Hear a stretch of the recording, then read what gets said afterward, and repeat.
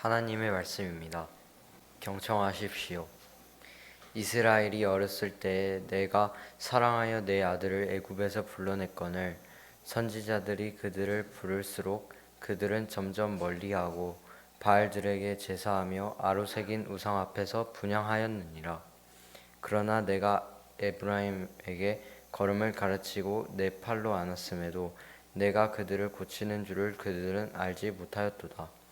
내가 사람의 줄 곧 사랑의 줄로 그들을 이끌었고 그들에게 대하여 그 목에서 멍에를 벗기는 자 같이 되었으며 그들 앞에서 먹을 것을 두었노라. 그들은 애굽 땅으로 되돌아가지 못하겠거늘 내게 돌아가기를 싫어하니 아수르 사람이 그 임금이 될 것이라.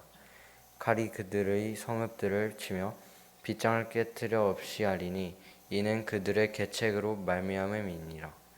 내 백성이 끝끝내 내게서 물러가나니 비록 그들을 불러 위에 계신 이에게로 돌아오라 할지라도 일어나는 자가 하나도 없도다. 에브라임이여 내가 어찌 너를 놓겠느냐. 이스라엘이여 내가 어찌 너를 버리겠느냐. 내가 어찌 너를 아드마 같이 놓겠느냐. 어찌 너를 스보인 같이 두겠느냐. 내 마음이 내 속에서 돌이키어 나의 긍휼이 온전히 불붙듯 하도다. 내가 나의 맹렬한 진노를 나타내지 아니하여 내가 다시는 에브라임을 멸하지 아니하리니 이는 내가 하나님이요 사람이 아님이라. 내 가운데 있는 거룩한 이니 진노함으로 내게 임하지 아니하니라. 아멘.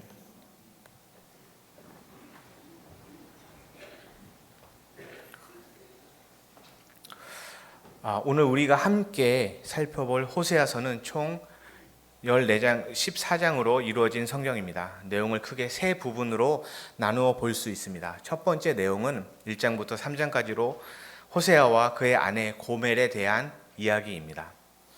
신실한 남편인 호세아를 음란한 아내 고멜이 배신하고 바람을 폈듯이 지금 이스라엘 민족이 하나님을 배신하고 다른 이방신을 섬기며 죄를 사랑하는 자리에 있음을 지적하는 내용입니다. 두 번째 부분은 4장부터 10장까지로서 이스라엘 민족이 범하고 있는 죄악의 모습들에 대한 내용입니다. 특히 호세아서 4장부터 10장까지라는 제법 긴 내용을 이스라엘의 죄악과 그에 대한 징계에 대한 내용을 이야기하고 있습니다. 그 이유는 죄가 가져오는 파괴적인 결과가 얼마나 심각하고 엄중한지에 대해서 알려주기 위함입니다.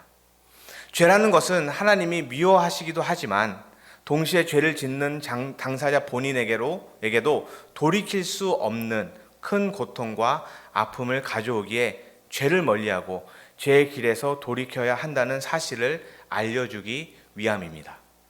마지막 세 번째 부분은 11장으로부터 14장까지로서 이스라엘의 회복에 대한 하나님의 약속의 내용들이 기록되어 있습니다. 그 고통과 아픔을 11장부터 14장까지의 내용은 호세아의 선지자의 결론으로서 호세아를 통해 하나님의 궁극적으로 전달하고자 하는 메시지를 담고 있습니다. 오늘 함께 하나님이 호세아를 통해 우리에게 전달하고자 하는 메시지를 살펴보겠습니다. 호세아서의 시작인 1장 1절 말씀에 우시아와 요담과 아하스와 히스기야가 이어 유다 왕이 된 시대, 곧 요아스의 아들 여로보암이 이스라엘 왕이 된 시대에 부에리의 아들 호세아에게 임한 여호와의 말씀이라 라고 말하고 있습니다. 1절을 보게 되면은 왜 호세아에게 여호와의 말씀이 임하였는지 알 수 있습니다. 호세아가 살아가던 시대는 북이스라엘 왕 여로보암 2세의 시대였습니다. 여로보암 2세는 어떤 왕이었습니까? 열왕기하 14장 24절 말씀에 여호와 보시기에 악을 행하여 이스라엘에게 범죄하게 한 느바의 아들 여로보암의 모든 죄에서 떠나지 아니하였더라. 여로보암 2세는 하나님 앞에 온갖 죄악들과 악행들을 행해왔던 왕이었습니다. 호세아는 자신에게 임한 하나님의 말씀을 통해 여로보암 왕뿐만이 아니라 이스라엘 전체의 악행을 고발하고 그리고 경고하고 있습니다. 호세아서 4장 1절과 2절 말씀에 이스라엘 자손아 주님의 말씀을 들으라. 주님께서 이 땅의 주민들과 변론하신다. 이 땅에는 진실도 없고 사랑도 없고 하나님을 아는 지식도 없다. 있는 것이라고는 저주와 사기와 살인과 도둑질과 간음뿐이다. 살육과 학살이 그칠 사이가 없다라고 말씀하고 있습니다. 호세아는 이스라엘 땅에는 진실도 없고 사랑도 없고 특히 하나님을 아는 지식이 없다라고 말합니다. 여기서 말하는 지식은 우리가 흔히 말하는 지적 활동, 그런 지적 활동이 아니라 하나님을 머리로 이해하는 것을 넘어 그와의 인격적인 관계를 포함하는 말입니다. 우리가 누구에 대해서 듣고 그 사람에 대해서 아는 것과 누구를 인격적으로 만나 깊은 대화를 통해서 아는 것의 차이처럼 이들은 삶 속에서 하나님을 인격적으로 만나고자 하는 노력과 갈망이 없었습니다. 이런 이유 때문에 호세아가 계속해서 이스라엘의 삶이 위선적이며 이스라엘이 하나님의 계명을 어기고 있고 공동체의 불의를 눈감아주고 있다라고 말합니다. 그렇지만 그들은 아무 문제도 없다는 듯이 성전에 나와 하나님께 제사와 예배를 드렸습니다. 하지만 더 큰 문제는 하나님의 성전에서 하나님께 드리는 이 거룩한 제사가 다른 이방신들에게 같이 겸해서 드려졌다라는 점입니다. 사랑하는 성도 여러분, 참 놀라운 것은 우리도 과거의 이스라엘 모습과 똑같은 행동들이 반복되는 경우가 너무나도 많습니다. 우리 삶 속에 진실함도 부족하고 이웃을 향한 사랑도 부족하고 하나님을 아는 지식 역시 부족합니다. 그리고 예배 자리에 와서 예배를 드리지만 우리의 육체는 여기 와 있지만 온전히 하나님께 드려야 되는 예배가 아닌 내 삶에 있는 돈과 권력과 명예, 세상의 기준들, 세상의 문제들, 내 삶의 모든 것들을 다 갖고 와서 마치 우상처럼 이 자리에 쌓아놓고 예배를 드리는 경우가 너무나 많습니다. 하지만 이런 악행이 난무하는 상황 속에서도 하나님께서는 이스라엘에게 놀랍게도 형통함을 허락하십니다. 북이스라엘은 여로보암 왕 때 가장 넓은 영토를 가지고 있었습니다. 여로보암 왕이 통치하던 북이스라엘의 전성기 때는 그 영토가 하맛 어기로부터 아라바 바다 독사의 남땅까지였다라고 말합니다. 북이스라엘의 역사상 가장 부유했던 시절이었습니다. 참 이상하지 않습니까? 이들의 악행을 심판하고 다 멸하서도 모자랄 판에 하나님은 이들에게 최고의 전성기를 허락하여 주십니다. 하나님께서 이렇게 끊임없이 관계 회복을 위해 노력을 하고 계십니다.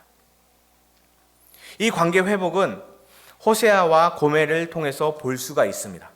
음란한 여자인 고멜과 결혼하고 세 자녀를 낳았지만 고멜은 옛 습관을 버리지 못하고 가정을 버립니다. 그런 고멜을 위해 호세아는 그에게 빚도 갚아주고 다시 받아주며 사랑을 베풀어 줍니다. 이와 같이 죄악 속에 있는 이스라엘 백성들은 하나님의 끊임없는 사랑과 은혜를 받았음에도 불구하고 다시 계속해서 바알 앞으로 나가는 모습을 볼 수가 있습니다. 이런 이스라엘 백성들의 행동 때문에 하나님의 마음이 얼마나 찢어지고 아팠을까요? 하나님은 화가 나서 이제 더 이상 참지 못하셔서 심판을 선언하십니다. 오늘 본문 바로 앞장인 10장 10절에 하나님께서 이스라엘에게 내가 원하는 때에 그들을 징계하리니 그들이 두 가지 죄에 걸릴 때에 만민이 모여서 그들을 치리라 하고 선언하십니다. 어떻게 보면 이 모든 것이 다 예고되어 있었던 것입니다. 하나님의 계명을 지키지도 않고 우상 숭배를 하던 이스라엘 백성들에게는 너무나 당연한 결과였습니다. 이스라엘 백성들의 끝이 이제 눈앞에 보이기 시작하고 하나님께서는 아수르를 일으켜서 이스라엘을 반드시 멸망시키겠다고 선언하십니다. 하지만 오늘 우리가 읽은 본문 말씀에 나오는 이런 징계와 경고들 뒤에 나타나는 이스라엘을 향한 하나님의 진심이 나타납니다. 첫 번째는 하나님의 진심은 우리를 태초부터 사랑하셨다라는 것입니다. 오늘 본문 말씀 1절을 보시면은 내 아들 이스라엘이 어렸을 때 너무 사랑스러워 나는 이집트에서 불러내었다. 또한 4절 말씀에 인정으로 메어 끌어주고 사랑으로 묶어 이끌고 젖먹이처럼 들어올려 볼에 비비기도 하며 허리를 굽혀 입에 먹을 것을 넣어 주었지만 라고 말씀하고 계십니다. 이스라엘의 시작인 아브라함과 이삭과 야곱은 아주 작은 가정을 다스리는 작은 족장에 불과했습니다. 지극히 소수들이었습니다. 이러한 작은 자들을 하나님은 믿음의 조상으로 세워주시고 언약을 맺으시고 그들의 후손을 통해서 한 민족, 거대한 국가를 세울 수 있도록 태초서부터 계획하셨습니다. 이 모든 것이 가능했던 것은 단지 하나입니다. 바로 하나님의 사랑입니다. 하나님은 그 사랑을 절대 거두지 않으셨습니다. 우리가 성경을 보면은 각 세대마다 위기의 순간들이 분명히 있었습니다. 하지만 하나님의 사랑은 변함이 없었습니다. 당신께서 택하신 민족이기 때문에, 내 자녀이기 때문에 그 사랑을 절대로 거두지 않으셨습니다. 하나님의 부름을 받은 한 사람으로 시작된 소수 민족이 이스라엘이라는 거대한 국가로 성장할 수 있었던 것은 하나님의 사랑이 있었기 때문입니다. 우리 또한 하나님의 택함을 받을 수 있던 이유는 바로 그 사랑 때문입니다. 우리가 우리의 필요를 위해서 또는 하나님이 우리를 필요해서 우리를 택하시고 자녀 삼아 주신 것이 아닙니다. 우리가 무언가 하나님 앞에서 잘해서 당신의 마음을 흡족하게 하는 재롱을 피워서 우리를 택하여 주신 것이 아닙니다.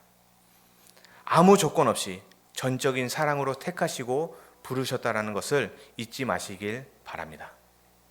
사랑하는 성도 여러분, 오늘 함께한 자녀들, 참으로 우리가 사랑하는 자녀들, 이 자녀들이 우리 눈앞에서 잘못된 길로 걷고 있으면 얼마나 마음이 아프시겠습니까? 매번 사랑으로 올바른 길로 돌려놓으려고 해도 때로는 사랑의 매로 올바른 길로 가게 계속해서 노력해도 잘못된 길로 가면 어떻겠습니까? 화가 나고 그리고 가슴이 아픕니다. 이놈이 매번 말을 듣지 않아 정말 마지막으로 한 번 더 안 들으면은 그래, 너 해볼 대로 해봐. 난 너 이제 신경 안 쓸 거야. 너가 살고 싶은 대로 살아. 라고 말하지만 우리 부모님들 마음속에와 그리고 머릿속엔 온통 자녀 생각뿐이지 않겠습니까? 이 녀석이 잘 지내고 있나? 밥은 잘 먹고 다니나? 건강은 괜찮은가? 신경 안 쓴다고 그렇게 선언하고 엄포를 했지만 신경을 안 쓰는 부모가 이 세상에 있겠습니까? 사랑하는 아들을 전쟁터에 보낸 어머니가 아들의 전사 통지서를 받고 비탄에 잠겼습니다. 어머니는 식음을 전폐하고 애끓는 기도를 드렸습니다. 제 아들을 단 5분만이라도 보게 해주세요. 단 5분만.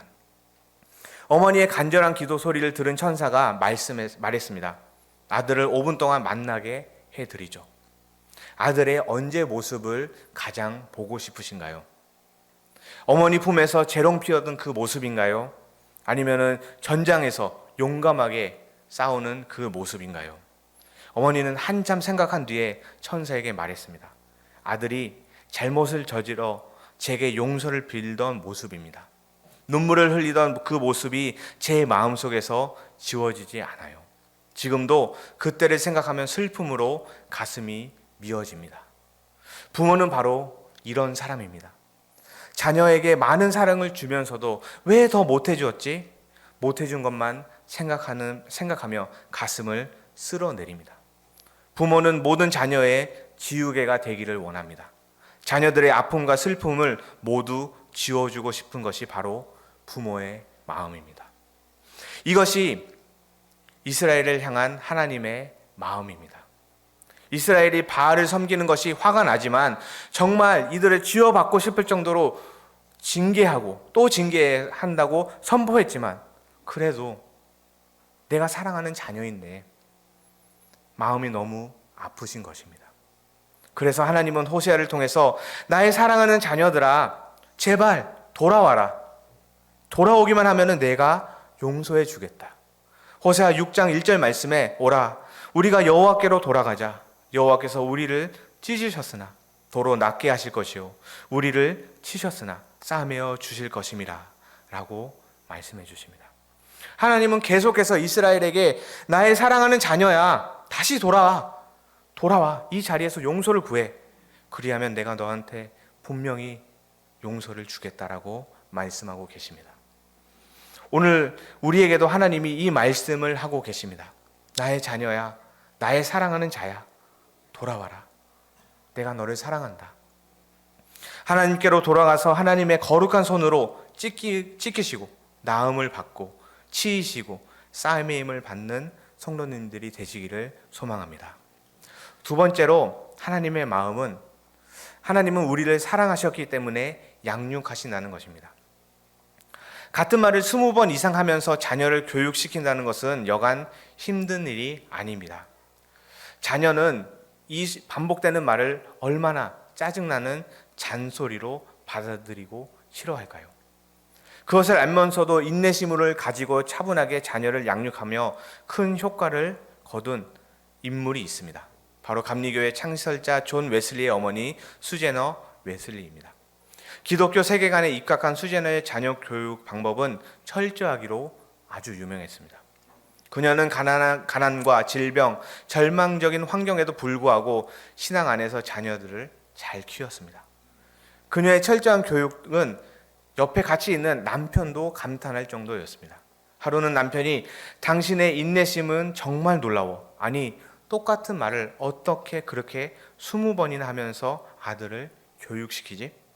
나 같으면 스스로 지겨워서 포기할 텐데 말이야 라고 말했습니다. 그러자 그녀는 웃으면서 대답했습니다. 여보, 만일 내가 그것을 19번만 말하고 포기했다면 그동안 나의 모든 사랑과 그리고 나의 노력이 수포로 돌아가는 거예요. 여기 계시는 우리 부모님들, 왜 옆에 있는 우리 자녀들을 양육하십니까? 왜 우리 자녀들을 마음을 졸이면서까지 양육하고 계십니까? 사랑하기 때문입니다. 그렇기 때문에 포기하지 않고 끝까지 그들을 놓지 않고 양육하는 것입니다. 사랑하기 때문에 우리 자녀가 양육을 통해서 올바르게 성장하고 양육을 통해서 선한 자녀가 되기를 원합니다. 만약 우리가 우리의 자녀를 사랑하지 않는다면 왜 굳이 애써가면서 자녀들과 싸워가면서 감정을 소모하면서 양육을 할까요? 관심과 사랑이 없으면 그 자녀가 어떻게 되든 지혜롭게 성장하든 말든 선한 사람이 되든 말든 세상에서 어떻게 살아가든 말든 아무 상관하지 않겠죠. 이것이 다 자녀에 대한 사랑에서 나오는 행동입니다. 이런 사랑의 양육을 하나님께서 지금 하고 계십니다. 3절 말씀 전반부를 보면은 그러나 내가 에브라임에게 걸음을 가르치고 내 팔로 안았음에도, 앞서 말한 것처럼 하나님께서 이스라엘을 태초부터 택하시고 사랑하시고 그들을 끊임없이 양육해 오신 것을 우리는 성경을 통해서 알 수 있습니다. 우리가 잘 알고 있는 출애굽기 기간을 보면은 이스라엘 입장에서는 그 40년의 광야 생활이 정말 고생이고 정말 힘들었던 시간이었습니다.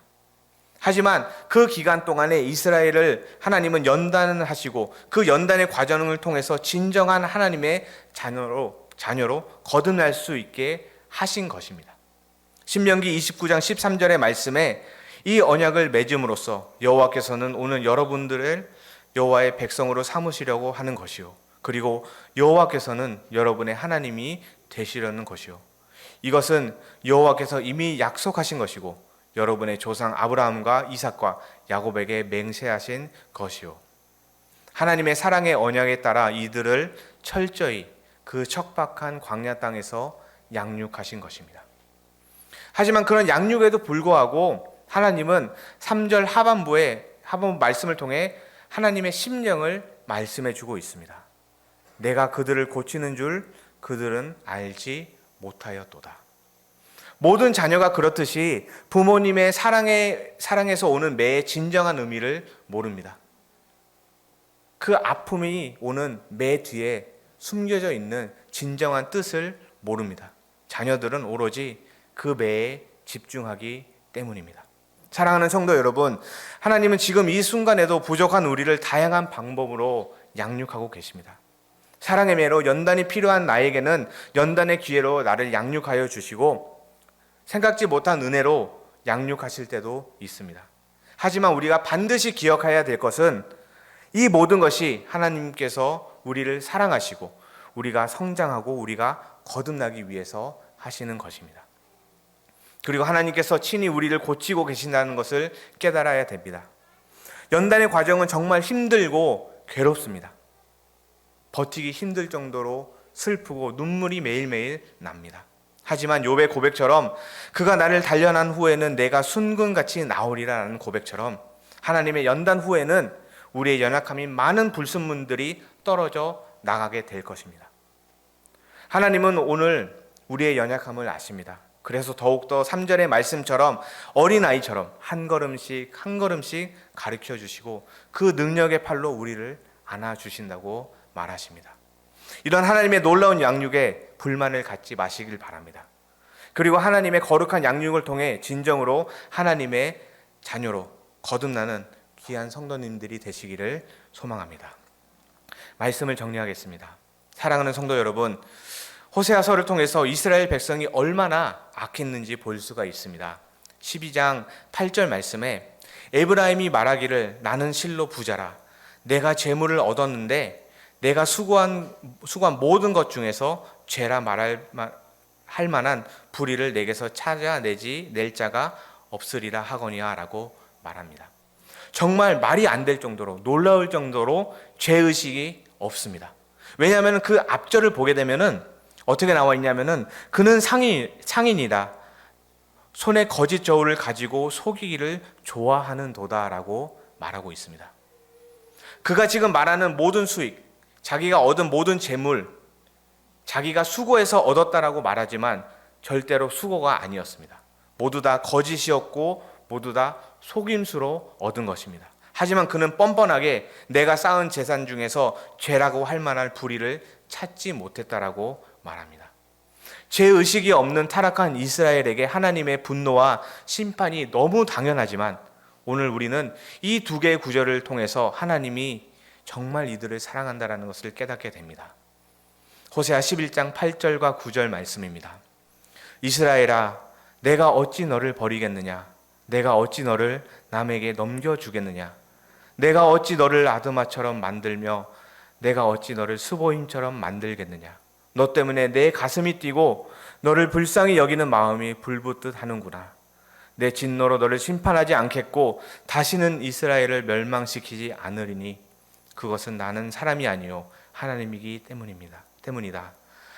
나는 너희 가운데 있는 거룩한 자이니 내가 진노함으로 너희에게 나아가지 않겠다. 다시 한번 8절 말씀을 읽겠습니다. 이스라엘아, 내가 어찌 너를 버리겠느냐? 내가 어찌 너를 남에게 넘겨주겠느냐? 내가 어찌 너를 아드마처럼 만들며 내가 어찌 너를 스보임처럼 만들겠느냐? 너 때문에 내 가슴이 뛰고 너를 불쌍히 여기는 마음이 불붙듯 하는구나. 하나님의 사랑이 느껴지십니까? 하나님의 그 마음이 느껴지십니까? 하나님은 이런 분이십니다. 오늘 이 말씀이 하나님이 우리에게 강력하게 하시는 말씀입니다. 매번 하나님을 버리는 나에게 다시 한번 긍휼히 불붙으시는 하나님. 나를 고난을 통해 스스로 사랑의 매로 양육하시더라도 나를 올바른 길로 인도하시기를 원하시는 사랑의 하나님이십니다. 그 사랑이 우리에게 엄청난 특권을 주셨습니다. 구약시대 이스라엘 백성들에게 주어지지 않았던 그 특권, 바로 예수 그리스도이십니다. 하나님은 우리를 너무나 사랑하셔서 우리를 다시 한번 돌이키게 하시기 위해서 독생자이신 예수님을 이 땅에 보내시고 십자가를 지게 하시고 죽으시고 부활하심을 통해 우리의 죄의 문제를 완벽하게 해결해 주셨습니다. 우리가 하나님께로 돌아갈 수 있는 길을 제공해 주신 것입니다. 우리가 해야 될 것은 단지 믿는 것입니다. 로마서 10장 9절 말씀에 내가 만일 내 입으로 예수를 주로 시인하며 또 하나님께서 그를 죽은 자 가운데서 살리신 것을 내 마음에 믿으면 구원을 받으리라. 아멘. 하나님은 오늘 말씀을 통해 구약의 하나님의 백성인 이스라엘에게 또한 모든 그리스도인들에게 향해 그 사랑을, 그 진심을 알려주십니다. 그 사랑이 얼마나 크고 위대한지를 잊지 말기를 바랍니다. 그 사랑만이 우리를 회복시키고 그 사랑만이 우리를 살려주시고 그 사랑만이 우리를 완벽하게 새롭게 하실 수 있습니다.